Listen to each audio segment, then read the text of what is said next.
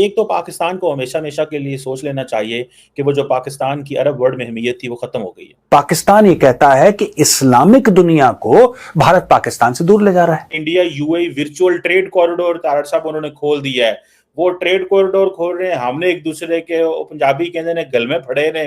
क्योंकि पाकिस्तान ने जब भी इन देशों को देखा तो इस्लाम का चश्मा पहन के देखा, उसको हर चीज हरी हरी दिखाई दी और उसको यह लगा कि जब तक ये दोनों देश मुसलमान हैं तब तक पाकिस्तान जो बोलेगा ये देश करेंगे। लेकिन पाकिस्तान एक बात भूल गया कि बाप बड़ा ना भैया, सबसे बड़ा रुपया की बात करते हैं, सेमी कंडक्टर की बात करते हैं, यूएई के साथ ट्रेड की बात करते हैं, आप पस्तियों की बात करते हैं, आप बांग्लादेश के नक्शे पेश करते हैं। मुर्शद ने कल कहा है बलोचिस्तान तो आपके हाथ से निकल चुका है। हरामी हरामी हरामी। सर दुबई को ऑन कैमरा गालियां दे रहे हैं सिर्फ इसलिए कि दुबई इंडिया के साथ जो है नए नए प्रोजेक्ट साइन कर रहे हैं, इंडियंस को नौकरियां दे रहे हैं। क्यों कर रहे हैं? उनको गालियां दे रहे हैं ऑन कैमरा। पीएम मोदी की ये तस्वीर आज पाकिस्तान और बांग्लादेश को सोने नहीं देगी। पीएम मोदी जिस शख्स से मिल रहे हैं वो अकेले ही पाकिस्तान को बर्बाद कर सकते हैं। पाकिस्तान को भिखारी मानने वाले ये शख्स आज पीएम मोदी से गले मिल रहे हैं। पाकिस्तानियों और बांग्लादेशियों ने अगर इस शख्स को पहचान लिया तो उनके पास रोने के अलावा कोई चारा नहीं बचेगा।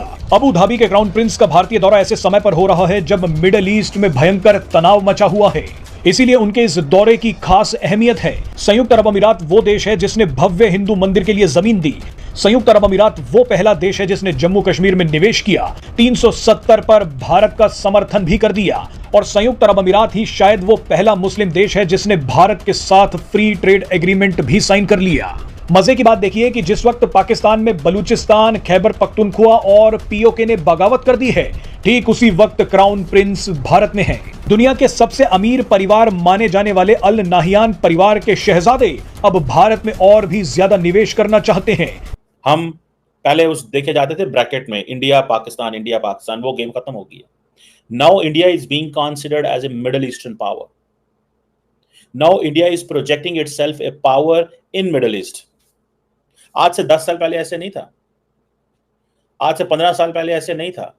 पाकिस्तान कह रहा है कि ये हमें आइसोलेट करने की साजिश, जबकि पाकिस्तान को कोई नाम भी नहीं ले रहा। पाकिस्तान के पास पैसे ही नहीं है, उनका नाम लेके क्या करना। ये तो अमीरों की महफिल है ना यार, ये जो मुंबई में हुआ अमीरों की महफिल है, उधर फकीरों का कोई काम ही नहीं है। अब पाकिस्तान हर जगह अपना चुनचुना बजा के पहुंच जाता है कि हमारे बारे में बात हो रही है। तुम्हारे बारे में कोई बात नहीं हो रही भाई, 2 रुपए है नहीं तुम्हारे पास, तुम्हारे पास बात करने का, तुम मांग ही लोगे हमसे पैसा।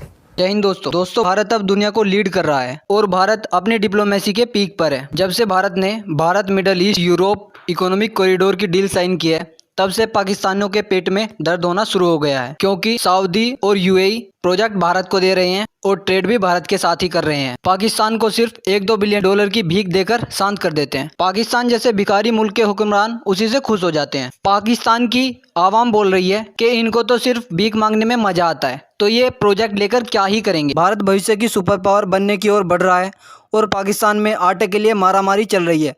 पाकिस्तान की सरकार $1 बिलियन के लिए पूरी दुनिया में हाथ फैला रही है। पाकिस्तान को कोई भी मुल्क प्रोजेक्ट इसलिए नहीं देता क्योंकि पाकिस्तान में कोई भी प्रोजेक्ट पूरा नहीं होता, जैसे कि CPEC अभी तक पूरा नहीं हुआ।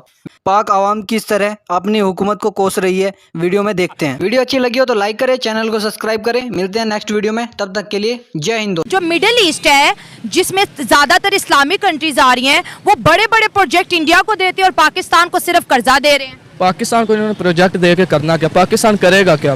कुछ भी नहीं करेगा। इनके अपने हालात ठीक होंगे तो कोई प्रोजेक्ट करेगा ना। कर्जा ही ले सकते हैं, कर्जा इन्होंने लेना है। वो उनको पता है ना कि ये इंटरेस्टेड ही कर्जा लेने में है। अब हमने कर्जा लेके कोई कारोबार तो करना नहीं, यहाँ कोई इंडस्ट्री तो लगानी नहीं। आज मिडिल ईस्ट देख रहा है, दिल्ली, लखनऊ, चेन्नई, मुंबई, पुणे, हैदराबाद जैसे जो बड़े बड़े शहर हैं, उनको as an island of stability and वो देख रहे हैं कि वहाँ बिजनेस मॉडल्स के तौर पर देखे जा रहे हैं। आज middle eastern and western world जो है वो इंडिया के एकेडमिक से, स्टूडेंट से, जर्नलिस्ट से, बिजनेस कम्युनिटी से उनसे बात कर रही है, उनको देखना चाह रही है। कंट्रीज इंडिया के साथ बैठ रही हैं और कितनी बड़ी पावर है जी। इंडिया उनके साथ ट्रेड कर रहा है, इंडिया उनके साथ बातचीत कर रहा है। इंडिया जो है, पहले अगर बात करें तो पहले भी गल्फ कंट्रीज के साथ इंडिया का ताल्लुक बहुत अच्छा था। इस मीटिंग के बाद तो और भी स्ट्रॉन्ग होने वाला है। बिल्कुल उनकी ट्रेड डबल होने वाली है। ठीक है, अब हमारे अगर पाकिस्तान के लोग किसी मुल्क में होंगे तो हम उससे अगर ताल्लुकात ख़राब करते हैं तो सारा हमारे पाकिस्तानियों पे असर पड़ेगा ना। अब इंडियन जो हैं इन 6 मुल्कों में हैं, उनके काम कर रहे हैं, उनका म्यार अच्छा है, कारोबार अच्छा है, उनके बल्कि इंडिया के इन्वेस्टर भी उन मुल्कों में अपना पैसा भी लगाया हुआ है। तो अब इसी वजह से उसको उन्होंने बैठाया सर पे। मुझे तो लगता है अब फ़लस्तीन का भी ये माँ बन के उसका काम हल करेगी मसला, इंडिया हल करेगा, क्योंकि मुसलमानों में तो इत्तेफाक ही नहीं है। मुसलमान तो बैठते नहीं है, 2 मुल्क बैठते हैं, 4 निकल जाते हैं, ठीक है। अगर मुसलमानों में इत्तेफाक होता तो आज ये मसले होते ही ना। आज ये इंडिया उनकी माँ ना बनता, पाकिस्तान उनकी माँ बनता। पाकिस्तान क्योंकि सुपर पावर है, पाकिस्तान के पास एटम बम है, इसलिए सारे मुस्लिम कंट्री पाकिस्तान की इज्जत करते हैं। लेकिन अब तो लग नहीं रहा, अब तो हमें कोई पूछ ही नहीं रहा, सब इंडिया की। अब देखें अबू धाबी के जो है प्रिंस वो भी आए हुए हैं इंडिया, और इधर से डॉक्टर एस जयशंकर जो है इस्लामिक कंट्रीज में मौजूद है। दोनों की आपस में बड़ी दोस्ती हो गई है सर। तो इसीलिए पाकिस्तानियों का पता चल गया दुनिया को कि इनके पास एटम बम शायद अब नहीं है। जो अभी हालात बन गए, जिस तरह ये मांग रहे हैं, इन्होंने एटम बम भी उनको दे दिया है। इनके पास कुछ नहीं है। अच्छा। ये सिर्फ बस खाली खोल लेके बैठे हुए हैं। हाँ। इनके पास एटम बम वगैरह कुछ भी नहीं है। एटम बम तो है, ये तो सारे 25 करोड़ पाकिस्तानियों को पता है। होता तो ये दिखाते, किसी पे चलाते, किसी को धमकाते। हाँ। ये तो हर किसी से डरते हैं। अच्छा। चलो इतने अगर एटम बम हमारे पास है तो थोड़े से उसमें से बेच के कर्जा उतार दो, या उनको बिल्कुल ख़त्म कर दो, उनको किसी को दे दो। भाई एटम बम को हमने चाटना है, जब हम वैसे ही मर रहे हैं, वबाओं से मर रहे हैं, बीमारियों से मर रहे हैं, भूख से मर रहे हैं, हमने अब एटम बम का क्या करना है। जिस दिन का हमने एटम बम भी के धमाके किए हैं, उस दिन से पाकिस्तान पीछे होता रहा है। हालांकि एटम बम हमारे पास आज का नहीं है, सन 85 का बना हुआ है। उनके पीएम ने एक स्टेटमेंट दी थी कि हमें तो पाकिस्तान से अब कम्पीट करने की जरूरत ही नहीं। वो कहते हैं, उसने 100% ठीक कहा था। हम कहते हैं कि अगर हम डिवाइड ना हुए होते, हम अंग्रेज़ों के कब्ज़े में होते अभी तक, तो हमारी हालत इससे 100% बेहतर होती। हमारे पास हॉस्पिटल होते, फ्री मेडिकल की फैसिलिटी होती, हमारे पास एजुकेशन होती, और हम इस गंदे जो गठजोड़ करप्शन के हैं और नाइंसाफ़ी का अभी जो इनजस्टिस का सिस्टम चला हुआ है, कानून को दबा के रख दिया है, इससे कम अज़ कम पाक होते। ठीक है, हमें मजहबी आज़ादी सिर्फ यहाँ पे मजहबी आज़ादियाँ, और वो भी अब मुझे लगता है एक स्टेज पे जाके ख़त्म हो जाएगी, क्योंकि इन्होंने जब हर एक काम अमेरिका से पूछ के करना है, तो वो एक दिन आएगा, वो हमारे मज़हब को भी हिट करेंगे। तरक्की हो रही है, उनको उधर से प्रोजेक्ट वो दे रहे हैं, उनको फ़ायदा हो रहा है। इधर आने को उनको इतने % भी फ़ायदा नहीं है। अगर आप कहें अभी यूरोपियन कंट्रीज़ का इधर किसी को वीज़ा दे दें, कोई नहीं रुकेगा। आप 15 लाख ले लें, 20 लाख ले लें, 30 लाख ले लें, यूरोपियन कंट्रीज़ में जाने से कोई नहीं रुकेगा। यूएस ने ना इंडिया को 1 मिलियन वीज़ाज दिए हैं, लेकिन उससे उनको फ़ायदा होगा ना। हाँ, तो हम तो पैसे दे के भी हमें कोई एक्सेप्ट नहीं कर रहा। वही मैं कह रहा हूँ, अगर इधर वीज़ा मिलने लग जाए, इधर तो किसी ने रहना ही नहीं है। हाँ। 1 लाख आबादी रह जाए, वो भी हमारे पॉलिटिशियन ही रह जाएंगे। सही बात है कि क्या करना है उन्होंने, किस पे पॉलिटिक्स चलाएंगे।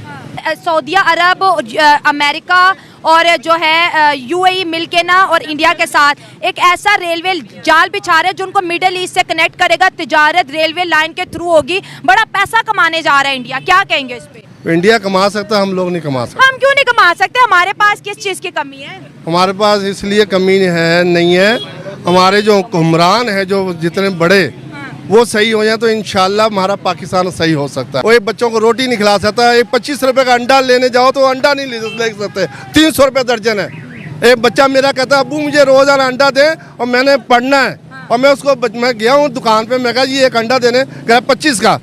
मैं कहा भाई इतना महंगा? कह रहा आगे और महंगा होएगा, आप फिलहाल 25 है। मैं कहा जी मेरे पास नहीं है।